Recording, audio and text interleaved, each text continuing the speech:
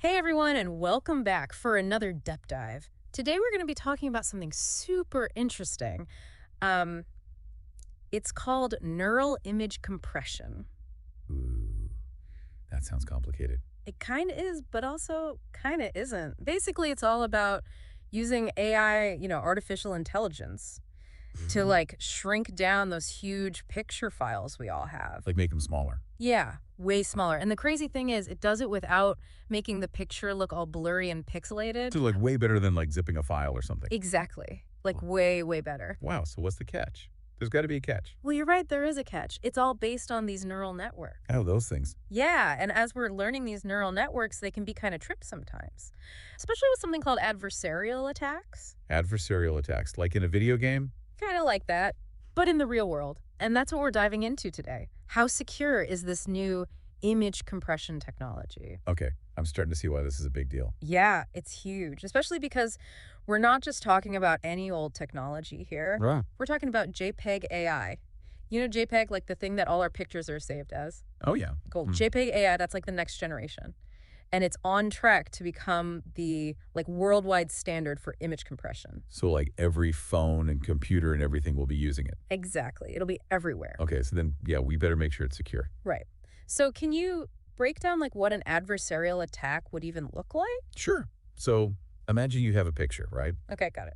Now imagine making tiny little changes to that picture. Tiny changes. Yeah, like so small you wouldn't even notice them just by looking. Okay, but But for the AI system that's like reading that image, those tiny changes, those can mess everything up. whoa. So it's kind of like those optical illusions that trick our brains? Yes, Yeah. exactly like that. Eh. Except this time we're tricking the AI. Okay, that is trippy.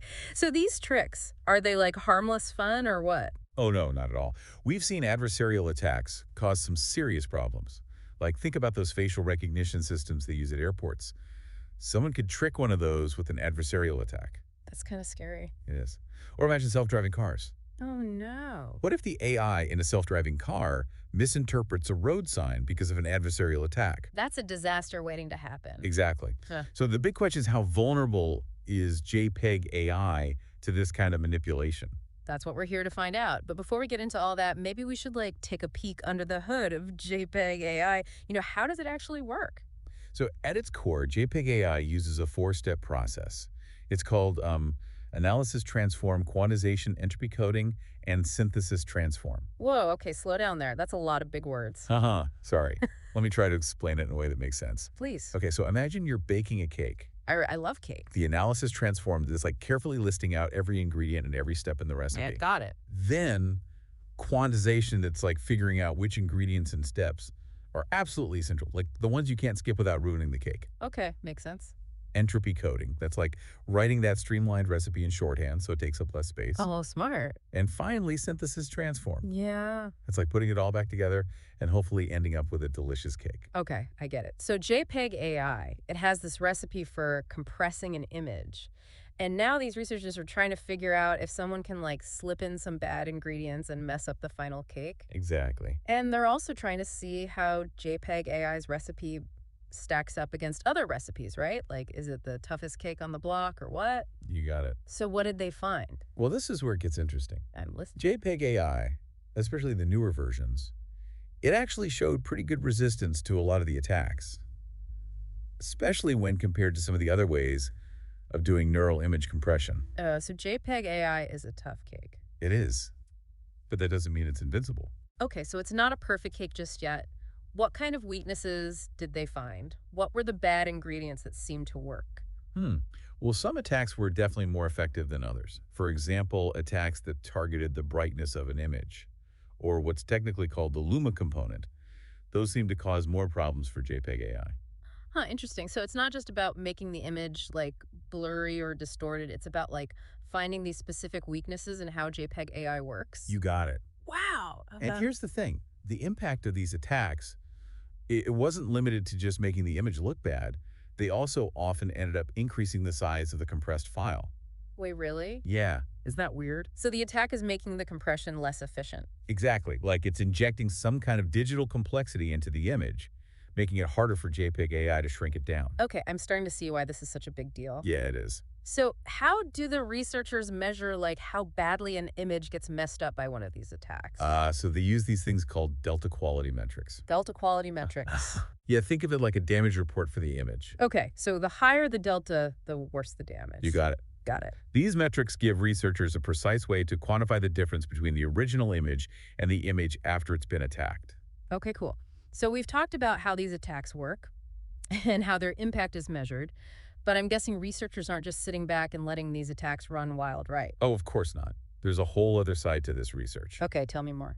It's all about finding ways to defend JPEG AI against these attacks. Okay, let's talk about those defenses. What are some of the strategies researchers are exploring to protect JPEG AI?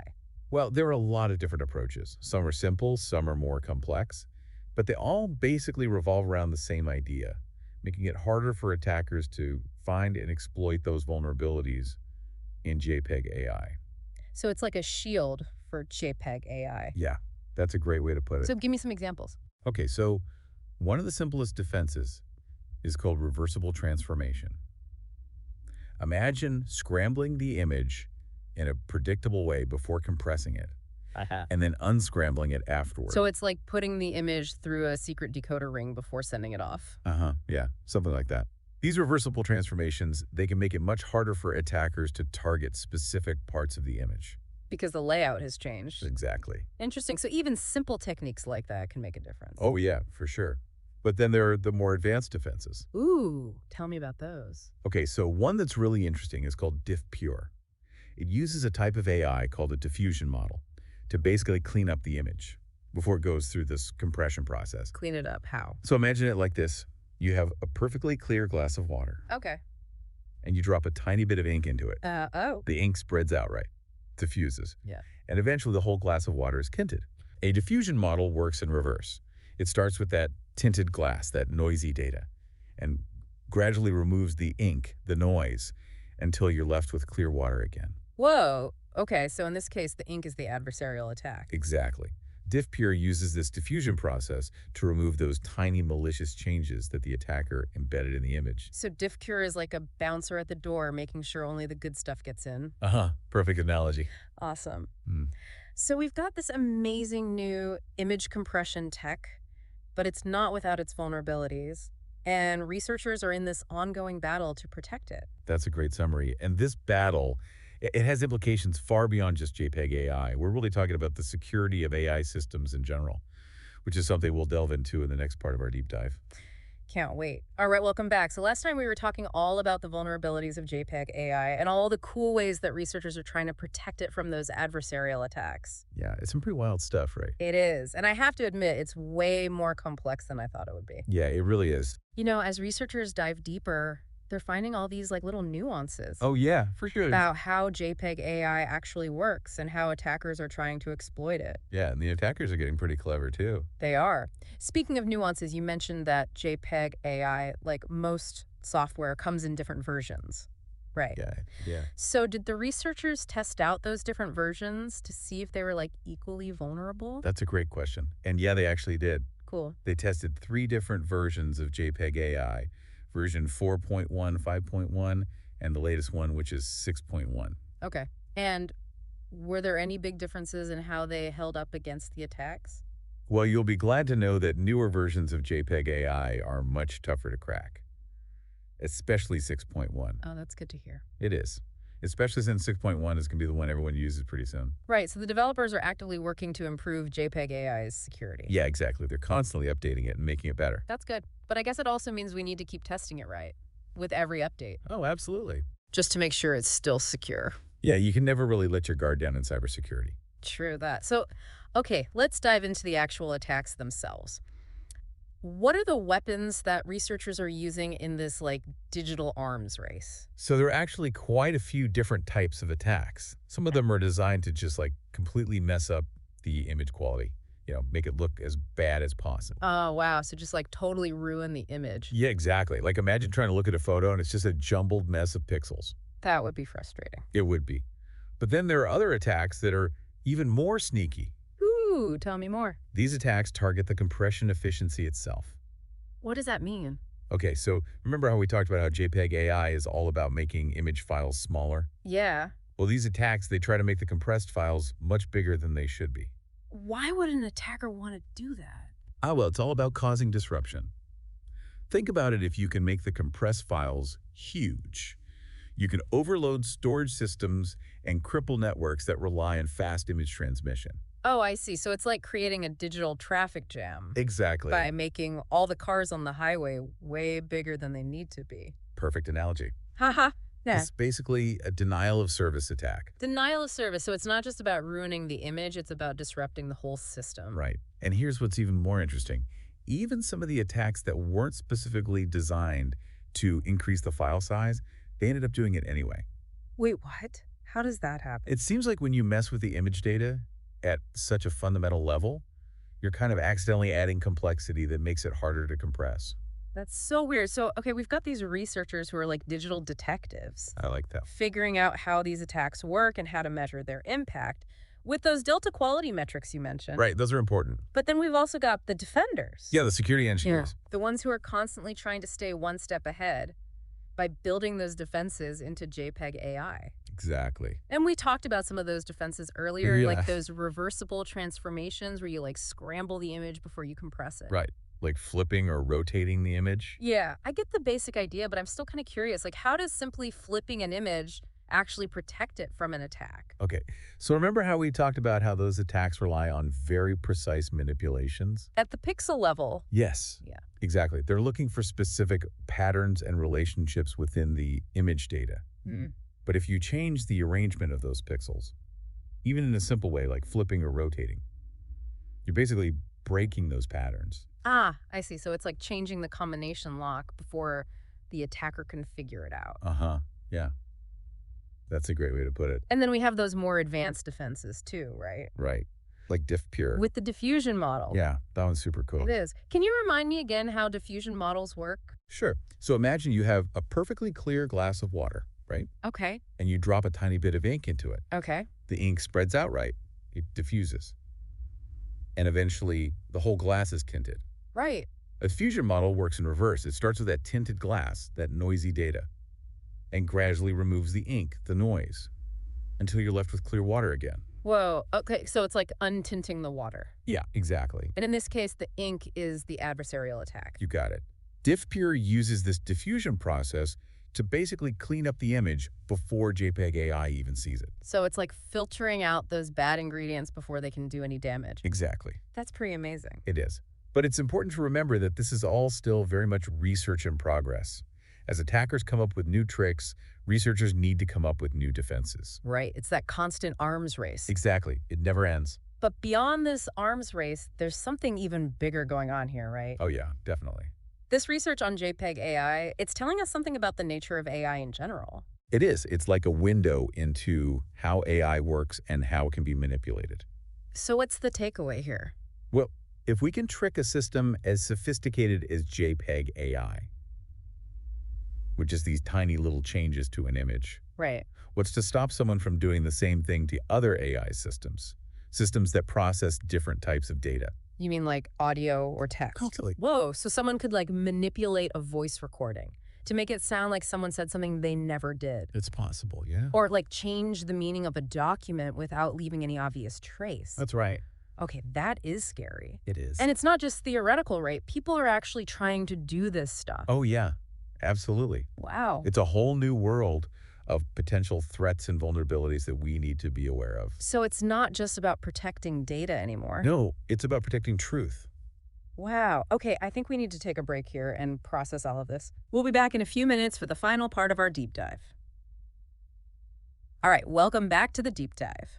So we've been talking a lot about JPEG AI and how researchers are trying to keep it safe from these adversarial attacks. It's a battle that has some pretty high stakes. Right, especially when you think about just how widespread JPEG AI is going to become. It's going to be everywhere. It really is, from our phones to self-driving cars to like even medical imaging systems. Oh, yeah, that's a big one.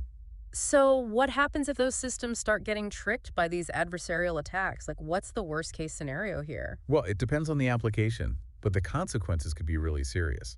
Right, like we talked about medical imaging before. Yeah. What if a doctor misdiagnoses a patient because the scan was altered by an attack? Yeah, that's a scary thought. It is. And what about self-driving cars? Could someone manipulate like a stop sign or a traffic light to cause an accident? That's definitely a possibility that researchers are worried about. So they could make the stop sign look normal to us, Right. It would look totally fine to a human. but the AI in the car would see something totally different. Exactly. And that could lead to a really dangerous situation. Okay. I am officially freaked out. Yeah, it's some serious stuff. So it's not just about protecting data anymore, it's about protecting lives. It really is. And it's not going to be easy. What do you mean? But remember how we talked about how these attacks can be transferred? Across different versions of JPEG AI. Right. So even as developers release new versions of JPEG AI and make it more secure, there's always a chance that an attack designed for an older version could still work. Oh, wow. So it's like a never-ending game of whack-a-mole? Kind of, yeah. Attackers find a vulnerability, defenders patch it, but then attackers find another one and so on. So how do we even keep up?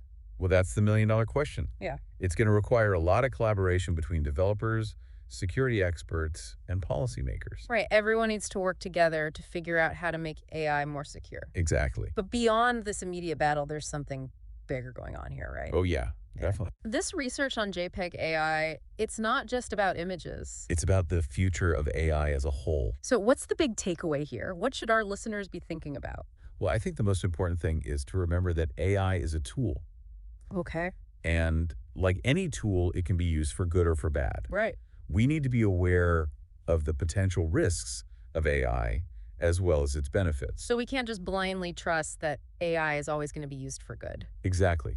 We need to be informed and we need to ask critical questions. About the AI systems that are being used all around us. That's right. And we need to be having these conversations now, before AI becomes so powerful that it's too late to control. That's a great point. So I think the second big takeaway is that we need to be proactive. Yes. We can't just wait for things to go wrong and then try to fix them. We need to be thinking ahead and anticipating the potential problems. And that's going to require collaboration. Oh, yeah, for sure. Developers, security researchers, ethicists, policymakers, everyone needs to be working together to make sure that AI is developed and used responsibly. Right? It's a team effort. It really is. Well, I think we've given our listeners a lot to think about today. I hope so. This has been a real eye-opener for me, and I hope it has been for you too. Me too. It's been a great discussion. To all our listeners out there, we encourage you to keep learning about AI and its potential impact on our world. Stay curious, stay informed, and keep asking those tough questions. That's the best way to ensure that AI is used for good. This has been The Deep Dive signing off.